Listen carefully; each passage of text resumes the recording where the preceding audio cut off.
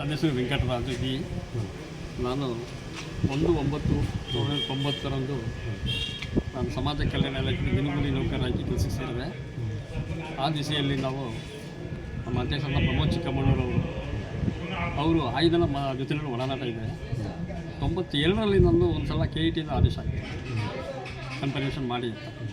ಅವಾಗ ಅದು ನನಗೆ ಹಿಂಬ ಹಾಕ್ಕೊಟ್ಟು ಕಮಿಷನ್ ರೇಟಲ್ಲಿ ಶ್ರೀರಾಮ್ ಸಾಹೇಬರು ಇನ್ನು ಉಮಾದೇವಿ ಆ್ಯಂಡ್ ಅದರ್ಸ್ ಕೇಸಸ್ ಇದೆ ಬೆಂಗಳೂರು ಇದರಲ್ಲಿ ಹೈಕೋರ್ಟ್ ಇದರಲ್ಲಿ ಸುಪ್ರೀಂ ಕೋರ್ಟ್ ಡೆಲ್ಲಿನಲ್ಲಿ ಹಾಕುವ ನಂತರ ತೀರ್ಪು ಹೊರ ಬಂದ ನಂತರ ನಿಮ್ಮ ಕೋರಿಕೆಯನ್ನು ಪರಿಗಣಿಸಲಾಗುವುದು ಅಂತ ಹೇಳಿ ಅನೌನ್ಸ್ಮೆಂಟ್ ಕೊಟ್ಟು ನಾವು ಸುಮ್ಮನೆ ಆಗಬೇಕು.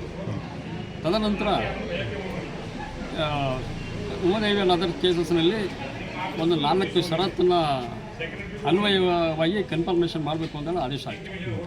ಆ 4 ಷರತ್ತು ಏನಂದರೆ, ದಿನಗೂಲಿ ನೌಕರರು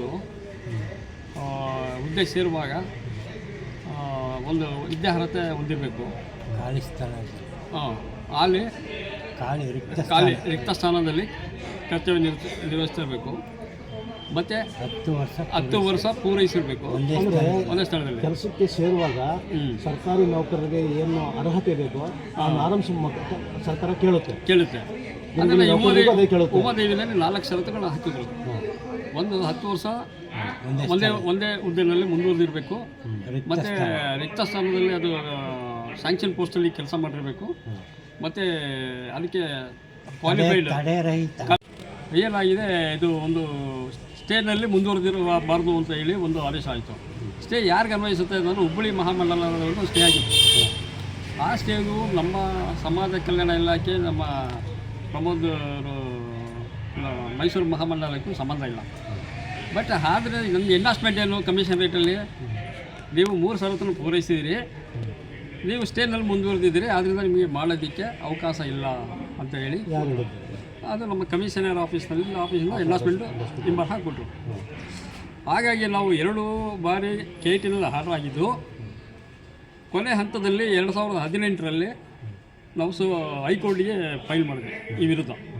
ಅದ್ರ ವಿರುದ್ಧ ಫೈಲ್ ಮಾಡಿ ನನಗೆ 2025 ಮಾರ್ಚ್ನಲ್ಲಿ ಜಡ್ಜ್ಮೆಂಟ್ ಆಯಿತು ಹೈಕೋರ್ಟಿಗೆ. ಅಂದರೆ ಆವಾಗ ನೀವು ಕೆಲಸ ಮಾಡ್ತಾ ಇದ್ದೀರಿ? ಕೆಲಸ ಮಾಡ್ತಾಯಿದ್ದೆ. ಎಷ್ಟು ವರ್ಷ ನೀವು ದಿನಗೂಲಿಯಾಗಿ ಕೆಲಸ ಮಾಡ್ತಾ ಇದ್ದೀರಿ? ನಾನು ಸುಮಾರು 35 ವರ್ಷಗಳವರೆಗೆ ದಿನಗೂಲಿಯಾಗಿ ಕೆಲಸ ಮಾಡಿದ್ದೆ. 35 ವರ್ಷ? 35 ವರ್ಷ.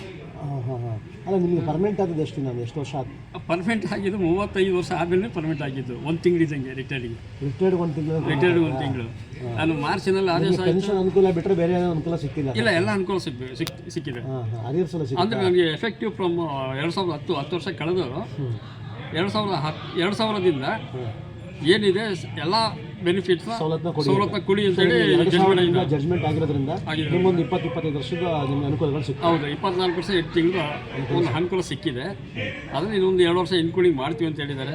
ಮತ್ತು ಆಲ್ರೆಡಿ ಈಗ ನನಗೆ ಪೆನ್ಷನ್ ಸೆಟಲ್ಮೆಂಟ್ ಆಗಿದೆ, DCRG ಆಗಿದೆ, ಮತ್ತು ಇದೆಲ್ಲ ಬೆನಿಫಿಟ್ಸ್ ಸಿಕ್ಕಿದೆ. ಪೆನ್ಷನ್ ತೊಗೊಳ್ತಾ ಇದ್ದೀನಿ. ಒಂದು 28,000 ರೂಪಾಯಿ ಪೆನ್ಷನ್ ಆಗ್ತಾಯಿದೆ. ಅದರಲ್ಲಿ ಏನು ಸರ್ಕಾರಿ ನೌಕರು ಕೊಡಬೇಕು ಎಲ್ಲ ಸೌಲಭ್ಯ ಸಿಕ್ಕಿದೆ. ಬಟ್ ನಂದು ಸರ್ವಿಸ್ ಇಯರ್ಸ್ಗೆ ಈಗ ರೆಕಮೆಂಡೇಷನ್ ಹೋಗಿದೆ. ಈಗ ನಿಮ್ಮ ಪ್ರಮೋದ್ ಅವರ ಒಂದು ಹೋರಾಟದ ಫಲವಾಗಿ ಸರಸ್ವತಿ ಅವರು ಸರಸ್ವತಿ ಅವರಿಗೆ ಒಂದು ನ್ಯಾಯ ಸಿಕ್ಕಿದೆ. ಅದೇ ಥರ ಒಂದು ಉಳಿಕೆ 37 ಜನ ಹಾಕಿದ್ದಾರೆ ಅರ್ಜಿ, ಅವ್ರಿಗೆ ನ್ಯಾಯ ಸಿಗುತ್ತೆ ಅನ್ನೋ ಭರವಸೆ ಇದೆಯಾ? ಭರವಸೆ ಇದೆ. ಅದೇ ರೀತಿ ನಮ್ಮಂತೆ ಪಾಪ ನಮಗಿನ ಸೀನಿಯರ್ ಉಮೇಶ್ ಅಂತ, ಅವ್ರು ನಮಗಿನ 1 ವರ್ಷ ಸೀನಿಯರ್, ಅದು ರಿಟೈರ್ಡ್ ಆಗಿಬಿಟ್ಟಿದ್ದಾರೆ. ಬಟ್ ಇದು ಯಾವತ್ತೂ ಆಗಬೇಕಾಗಿತ್ತು, ಅವ್ರಿಗೆ ಒಂದು ಏನೋ ಇದಾಗಿದೆ. ಶಿವಪ್ಪ ಅಂತ ಇವ್ರು ರಿಟೈರ್ಡ್ ಆಗಿದ್ದಾರೆ. ಅವ್ರಿಗೆ ಅನುಕೂಲ ಆಗುತ್ತೆ. ಅಟ್ಲೀಸ್ಟ್ ನಮ್ಮ ಪ್ರಮೋದ್ ಚಿಕ್ಕಮ್ಮನವರು ಅಧ್ಯಕ್ಷರು ಏನು ಹೇಳಿದ್ರು, ಪೆನ್ಷನ್ ಬೆನಿಫಿಟ್ ಆದರೂ ಕೊಳ್ಳಿ, ಆ ಸಿಕ್ಕಿದ್ರೆ ಸಾಕು ಅನ್ನೋ ಒಂದು ಇದರಲ್ಲಿ ಇದ್ದೀವಿ. ಬಟ್ ಎಲ್ಲರಿಗೂ ಮುಂದೆ ಇದು ಎಲ್ಲ ಇಡೀ ರಾಜ್ಯದಂತ ಎಲ್ಲರಿಗೂ ಆಗುತ್ತೆ, ಎಫೆಕ್ಟ್ ಆಗುತ್ತೆ. ಸ್ಟಾರ್ಟಿಂಗಲ್ಲಿ ರಾಜ್ಯದಲ್ಲಿ 720 ಜನ ಇದ್ದರು. 720 ಮಂದಿ ರೈಲ್ವೇಸ್ ಆಗಿದ್ದರು. ನಮ್ಮ ಮೈಸೂರು ಮತ್ತು ಚಾಮರಾಜನಗರ 300 ಚಿಲ್ಲರೆ ಇದ್ವಿ.